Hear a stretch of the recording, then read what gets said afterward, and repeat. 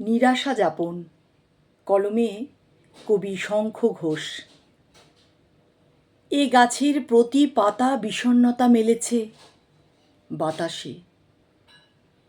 এসো এইখানে বসি, এর কাছে বীজ মন্ত্র আছে।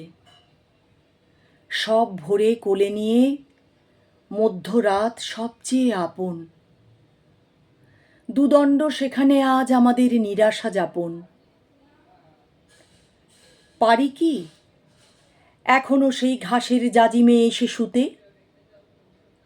সেদিন সংকোচ ছিল, আজ আর মানি না কিছুতে।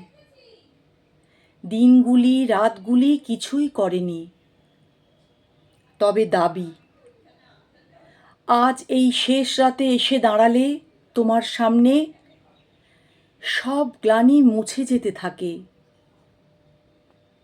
আজও রজনী হাম ভাগে পোহাওলু, ভাবি